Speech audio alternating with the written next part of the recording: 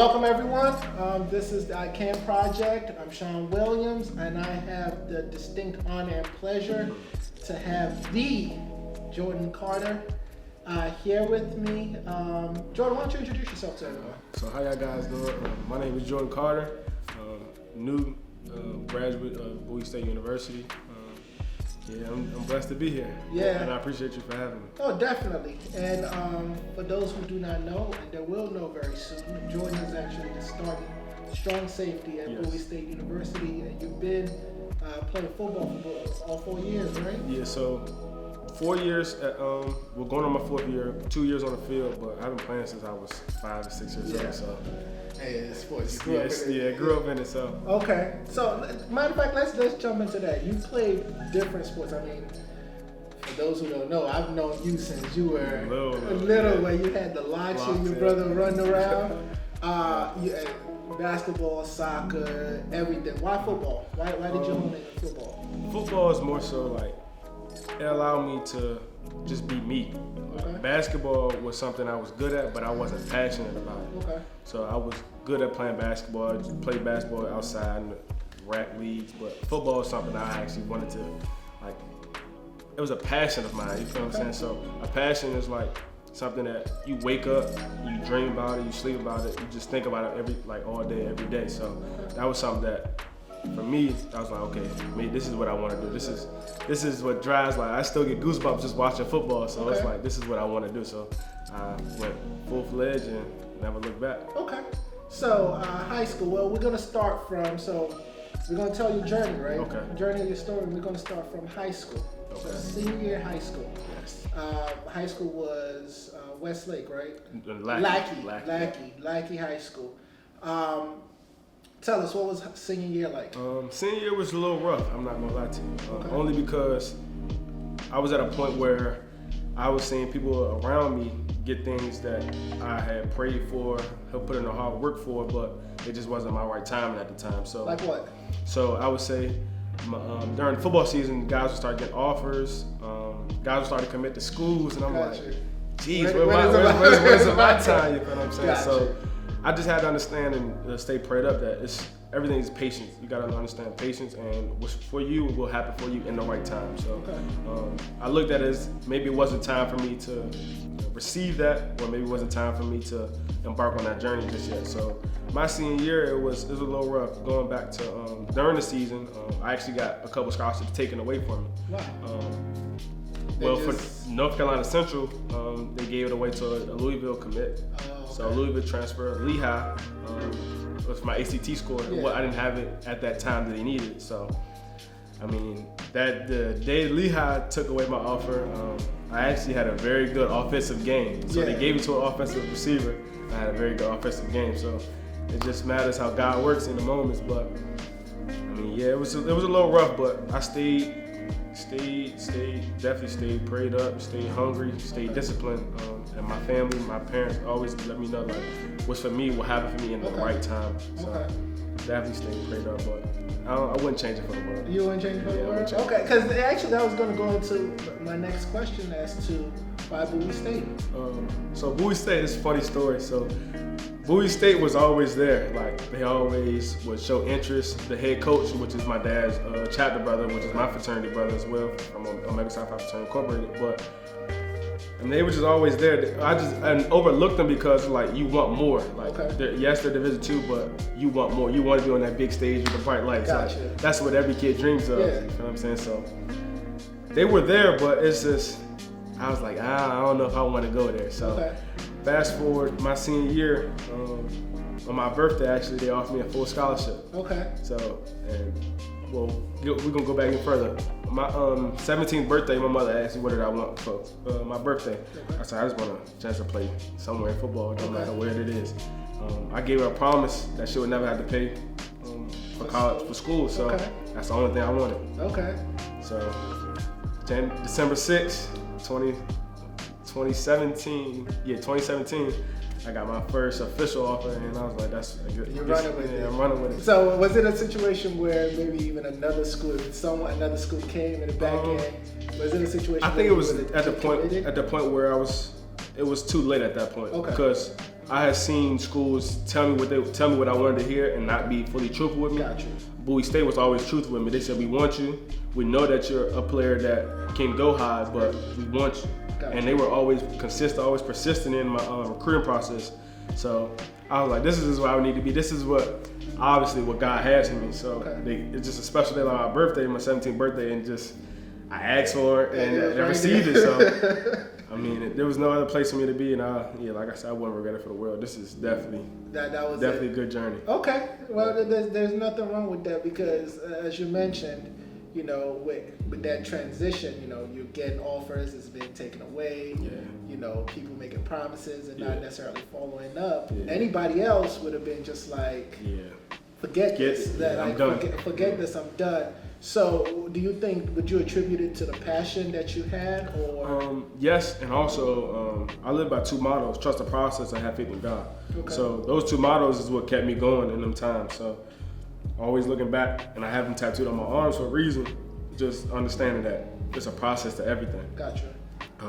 You may not see it in the time, but just understand that as long as you continue to stay prayed up, continue to stay persistent and driven, that you can allow all your dreams to come true. Where did that come from, though? Because that's not a normal. Yeah, I go back, being 16, 17. Yeah. A normal 16, 17-year-old doesn't think that way. Like that, They don't think about that way. I would say for me, it come from like I would say humble beginnings. Okay. Like I tell me and my parents talk all the time. I seen their hard work, so why it's wrong for me not to put in the same hard work as they're doing. Gotcha. You know what I'm saying? So, and not just them, I have a younger brother looking up to me. So what type of example would I be if I didn't show him the right way, didn't show him what to do, and he not learn from my mistakes? Okay. So, I mean, just how I was brought up in a loving family.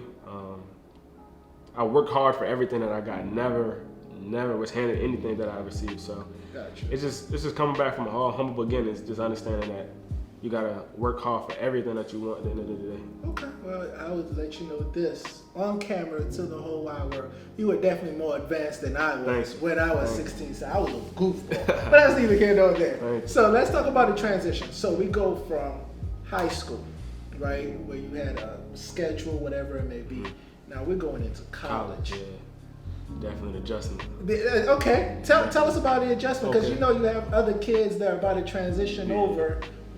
Tell us about that adjustment. You definitely have to stay disciplined. I was probably say the one thing you really have to do is stay disciplined. Only because you have so many factors in student life, athletics, just the student body in general. It's a lot of distractions that can go on. You're being too general. Yeah. So, you know, listen, you're being too general. It's a lot of distractions. I understand. It's a lot of distractions. You're being general. I understand you. You know, the distractions, you know, the sky is blue and it's sunny outside. Definitely. No, I'm with you. Give us some specifics, right? So you talking to a high school, you talking to me, I'm a high school kid. Okay. That I ain't never been outside of Prince George's County. I've never been outside of Waldorf, right? All I know is Crane Highway. That's it, right? Okay. What distractions are we talking about? Well, for one, PG County is called Pretty Girl County for a reason. That's very true. So that's for number one. Number two, I would say fall in the trap of doing what you see other people doing. Okay. Stay true to you. Stay true to your essence. Stay true to why you came here at the end of the day. But however, you can still have fun while getting your degree. I had a ball. I had a blast my freshman year, but I understood that I made mistakes my first semester. I was focused on the pretty girls and playing football. So I mean, a stature comes with it. Playing football, being an athlete on a HBCU campus. Yeah. So you're a target. You're looked at as an icon per se, but you just gotta stay true to why you came here. Stay focused on your goals, but you gotta have the right. I feel like you have to have the right people around you. Like me and my 4 best friends that I came into college with, we're still close to this day. We're still close. So you just gotta have that right group of friends around you. Gotcha. You're good to go. You're good to go. All right. So now let's talk about high school going into college playing football, right? Mm-hmm. This is your passion. Yeah. High school, you're the man on campus, right? Yeah. And now you're in college, and everybody is the man. Is the man from their perspective, high school, and then you're dealing with older students, right, the seniors, the juniors, that have been playing for 3-4 years themselves. Definitely. What was that transition like as an athlete? It was humbling for one, Okay. only because I wanted to play it right away, but that wasn't what was best for me at the time. Okay. It was some guys that came in with me in the same class that had played right away, but maybe they were better than me. So I was definitely at a point in my life at that time where I was like, dang, I can play just as good as these guys, but why are they playing and I'm not? Yeah. So I kind of just sat back and reflected. I was like, maybe they're doing something that I didn't do. Maybe they're working harder than me. So I stayed in the gym, stayed in the weight room, and just continue to fight. Because at the end of the day, you gotta fight. You're back against the wall. You gotta continue to fight. Was there any time where you were like, you know what? Maybe this is not for me. Yeah. I put in all this hard work. I've sweat, blood, shed, tears, everything. Maybe this is not for me. Was there any time like that? The first time I actually had that, I had it a couple of times. The first time I actually had it was in high school, my senior year. I was like, maybe this isn't for me. Like, everybody around me is getting offers. Maybe this is not for me. Maybe this is God telling me you need to go a different path. Yeah. But I got through that. Okay. So I said, if I can get through that, if I can get through injuries, this gotta be a cakewalk. Like, it's something bigger out there for me if I can get through this. But just the times, like I said, you gotta have a good group of guys around you. All of my friends, my closest friends, we were all in the same predicament. So we all looked at each other like, what we gonna do? Yeah. We gonna stay, we gonna continue to fight, or we gonna go back home and be with everybody else. We went home on breaks, we still seeing everybody else doing the same thing they were doing. That's not what we wanted to do. Yeah. So just follow your dreams and follow your passion. Like, if it's a passion, then that's something that you'll do for free. Gotcha. So you know, I play football for free. I say that all the time. Yeah, I do this for free. Yeah, I say that all the time. I would do clients, no, you're still gonna pay. But I love it a whole lot. Okay, so let's talk about the student aspect of things. Okay. So we've talked about the athlete aspect of things, the student aspect of things, the transition from high school to college. What was that like? Student aspect, it was a lot, only because you have a certain amount of classes that you have, and you have so much free time. Okay. In high school, your day is you go to this class at this time, this class, this class, this class, and then you're set free. Okay. You have the evening to yourself. But in colleges, you pick your classes and you pick what time you want to go to those classes and your tutoring sessions and practice. So it was definitely a juggle for me my first semester. I didn't finish what I planned on or what I anticipated, but it's a learning experience. So my freshman year schedule, in the fall, I think I was done at 12 o'clock. Okay. And after 12 o'clock, everything jumped in at that time. So the campus jumping, it's a lot of parties, first day cookout. So I was happy. I'm like, yeah, this is the life I want. This is definitely the life. So it was definitely a juggle, and it was a learning experience. I said, okay, so in the second semester, I learned from my mistakes. So I said, okay, I can't do this. Let me make a schedule and let me do my work this time. Then the rest of the day I have time to myself, time that I can hang around and lounge around with my friends. So it's definitely, you got to learn time management, scheduling, and I said the last one would definitely have to be understanding like you're there for a reason and you're not just there just to mess around. Because people that came in first semester, they did not finish, they didn't come back because they knew this wasn't for them. Yeah. So if this is what you want to do, then definitely stick on that path. It's funny that you said scheduling. That's when I attended college. That's one thing my father always pushed me. He was like, you have to come up with like a set schedule. Yeah. The crazy thing is I actually had on my wall like a written schedule so I could see, okay, I got to do this, that, and the other. So it's funny that you said scheduling. So I'm going to now transition into, so we've done your freshman year, your sophomore year. What does that look like? Sophomore year is a little bit different. Classes start getting a little bit harder. Okay. However, I had the support system of the coaches. They saw that I needed help. That I reached out for help. So my parents always told me, be your biggest advertiser. Yeah. So I reached out for help. We have a center at Bowie State University called the Prism Center, which they provide tutoring, such things, different subjects, math. We have a learning English center will help you with your papers, stuff like that. So classes started to get a little bit harder, but I was like, I'm here now. Yeah. So I already finished 1 year. Might as well just keep going. Yeah. So I definitely started to learn study habits my second semester. I'm a criminal justice major. Start typing more, making longer papers. I'm gonna ask you, why criminal justice? Out of all the degrees in this whole wide world that you could have picked, why criminal justice? I wanted to make a change, so my plan B was. You could have planted flowers and made I could definitely. When you growing up, Black, African American, male, in sports, you already have two strikes on it. You're male and you're Black. Gotcha. So it was something in the community where it was like, what else can I do besides be an athlete, be a teacher? I didn't want to be a teacher. So I was like, maybe let me try criminal justice. You want to be a teacher? You're surrounded by tea, yeah, like your exactly. your bloodline. Because it's like teaching is just you're going in. I want to do something that I would be passionate about. I didn't want to do something that I would just be like, yeah, I'm just going to work every day. So why criminal justice? Why are you passionate about criminal justice? For me, it was a police officer, in-school resource officer, man.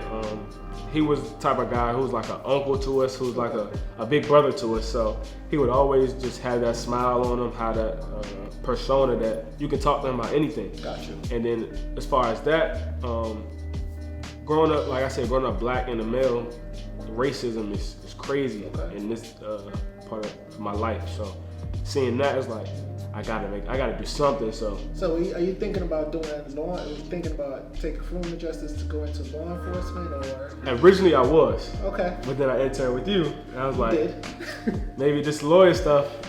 It's not too bad. It's not too bad. Even though it's a lot of schooling, but it's like maybe it's not too bad. It's not too bad. Especially the money aspect of it. So that's definitely not too bad. Definitely not too bad. So, but I can still make a change as being a lawyer, just as I could being a police officer or a Secret Service agent. You're definitely more hands-on with your clients. You're face-to-face, and like I see you doing, and you can definitely get to connect with them on a deeper level. As far as the different type of cases that you have, different type of interaction that you can have as well. So, criminal justice was a way for me to just continue to be that change in the community, be that change in anything that I put my hands on, and definitely be a role model to the youth under me. You know, the funny thing is, I actually had the exact same disposition when I was in undergrad, and I went to undergrad, criminal justice major, and I wanted to be an FBI agent. Okay. And I did an intern. Same situation. I did an intern at the state's attorney's office. I'm pretty sure just kind of was like, oh, law is for me kind of situation. But funny story is I actually had an engineering full scholarship, engineering degree in University of Maryland Eastern Shore. Because I come from a line of engineers. But then I was like, I don't want to do this anymore. And you know what? It was at that very moment that I realized that my father could actually disown me. Like, you know when you tell your parents something and they give you the look like, okay, really? Yeah. Really? Is this what you really want to do? Because I could disown you if I really wanted to. Yeah, definitely. But I ended up choosing law, and because I also wanted to bring about change. I originally was law enforcement, but then I said I did my internship and I wanted to bring about change. But one thing I quickly realized when I got to law school is you don't necessarily even need a criminal justice degree to be a lawyer. Right? The law encompasses, you could literally have a basket weaving degree and go into law school. I had classmates that were bioengineering degree. I'm like, dude, you're probably the smartest person in here. So why law? And why law? Like nuclear biologists. Like, dude, you could do anything. You could do anything, right? Definitely.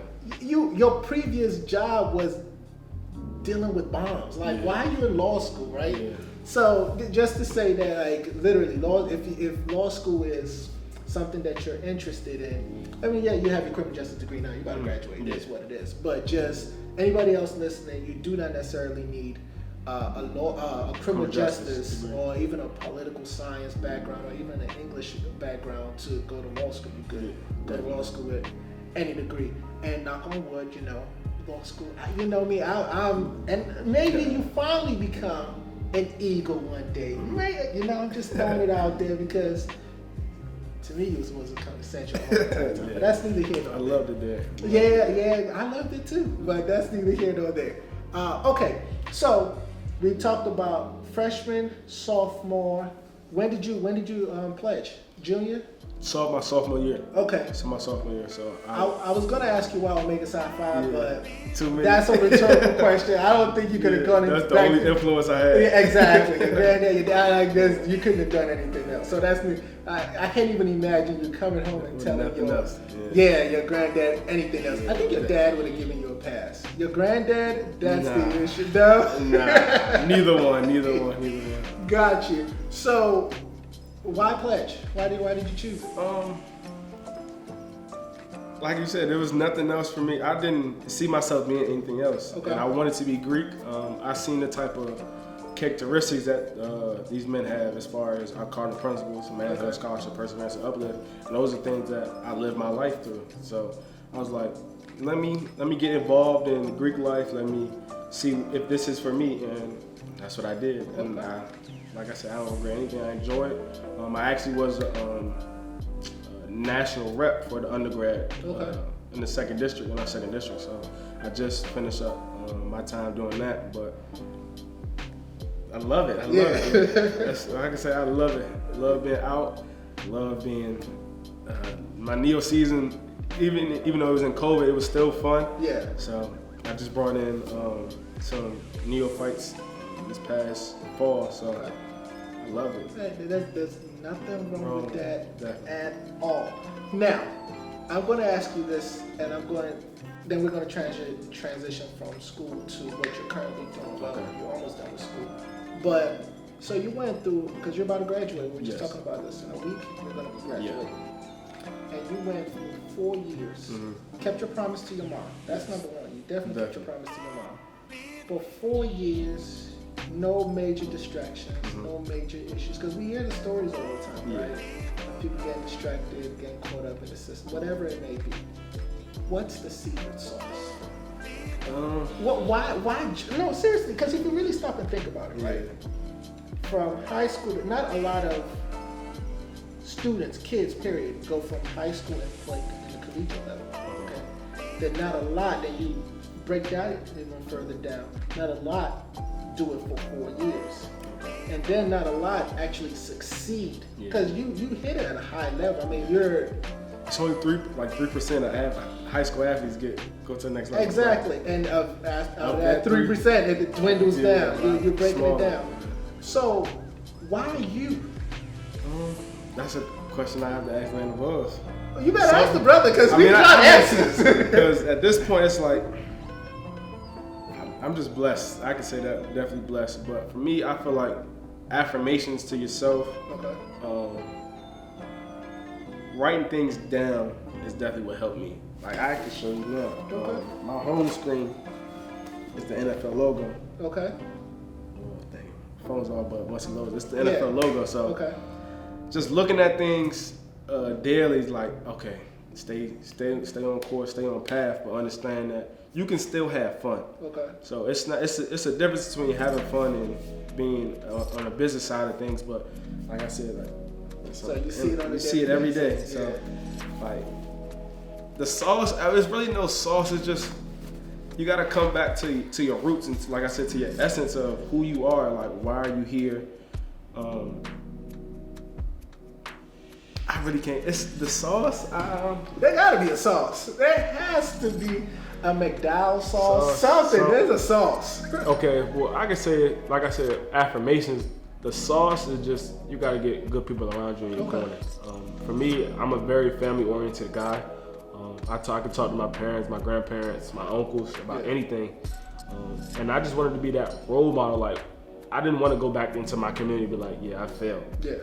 I've had trainers tell me like, I've been down that road. I don't want to see you go down that road. So I'm like, it's only right that I continue to fight and push through because I don't want to end up like them where I have to now scramble to get my chips back in order. Gotcha. It's better just to stay in a straight line. Even if you hit bumps in the road, as long as you get up and you continue to climb over them, life, sky's the limit for me. So. What's the pressure like? I don't look at it as pressure because I understand that my destiny was already written. Okay. But me saying that, my destiny was already written, I've had multiple people tell me that this is for you. Yeah. So, and completely strangers coming up to me like, yeah, this is for you. So Got I'm the like, juice, huh? yeah, like maybe, dang, I don't even know you from a can of paint. So if you telling me this, then I gotta be doing something right. So, Gotcha. and definitely just seeing how my little brother operates.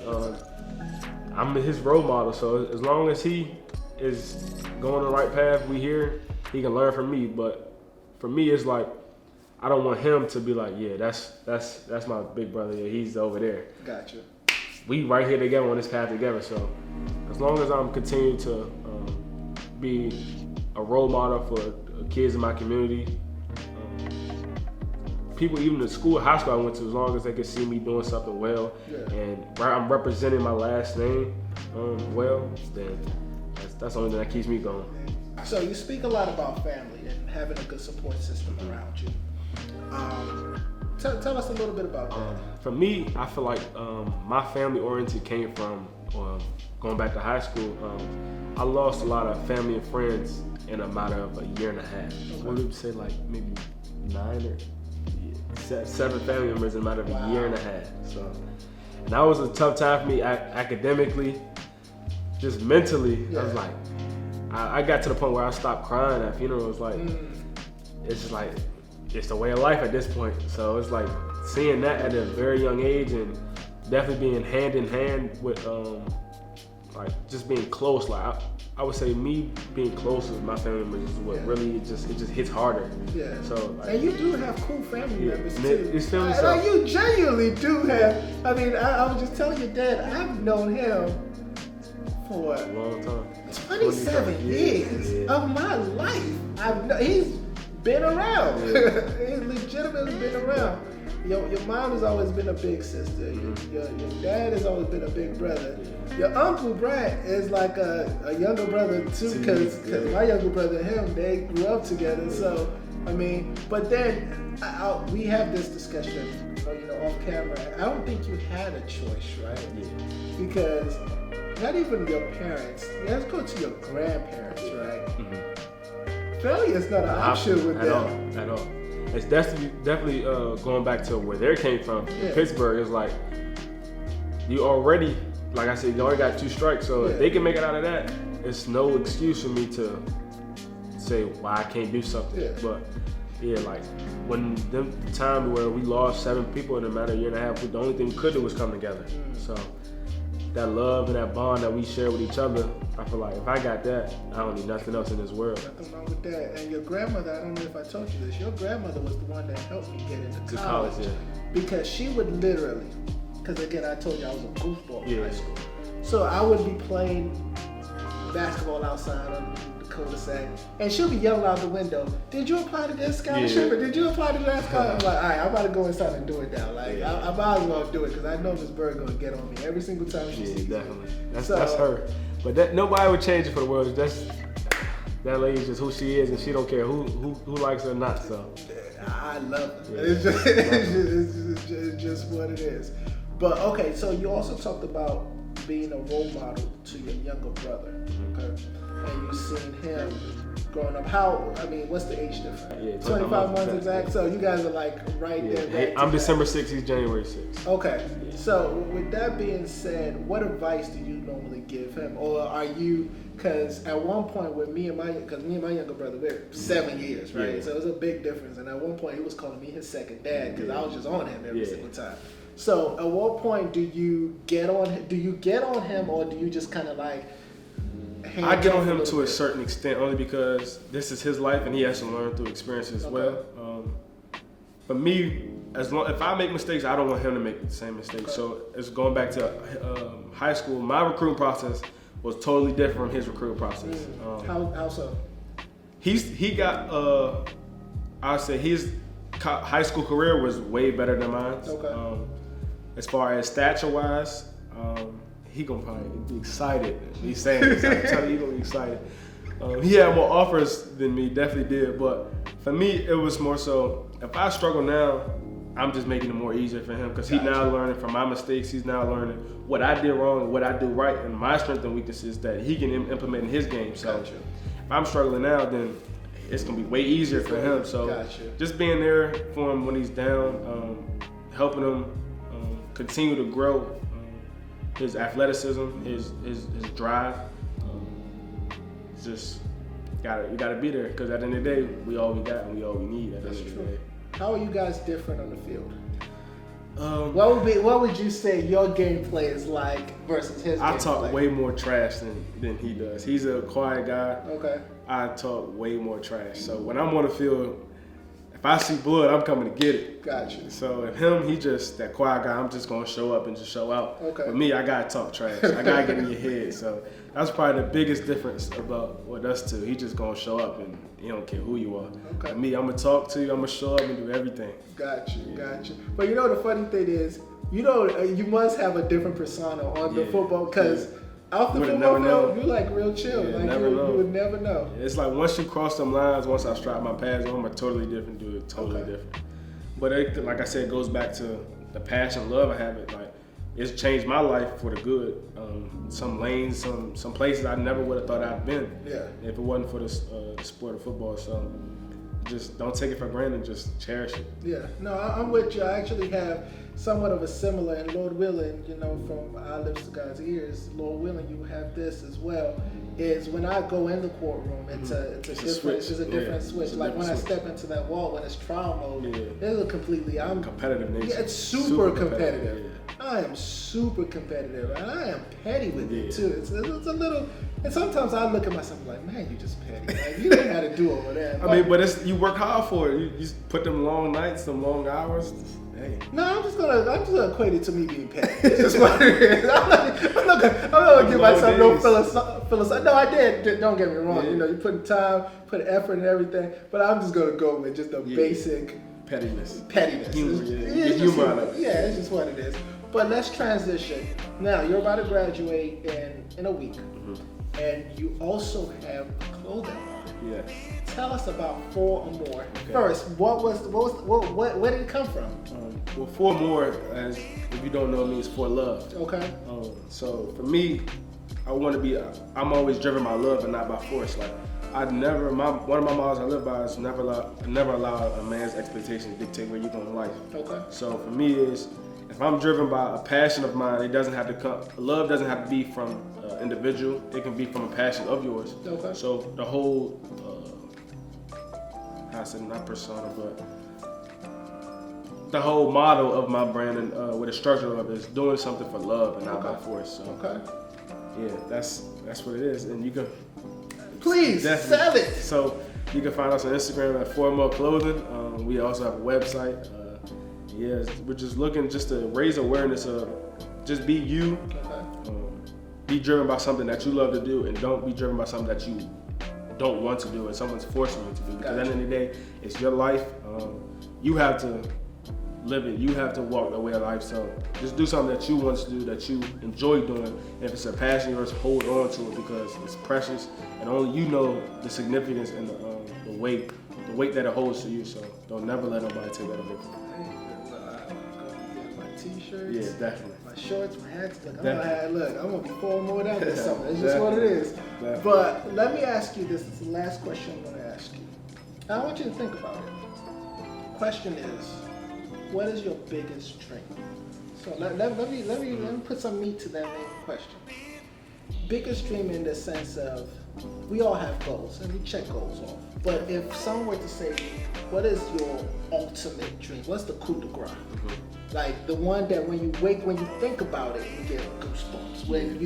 When it gives you nightmares, like something you wake up and you're so shook because you're like, oh my goodness, like how could this even be possible? Yeah. What does that look like for Jordan? Getting drafted first round in the NFL. Hey, from your lips to God's ears. We're gonna go back and we're gonna look at this tape. He said it here first. We got the exclusive. First round in the NFL. It's done, my brother. Appreciate you. Thank you very much.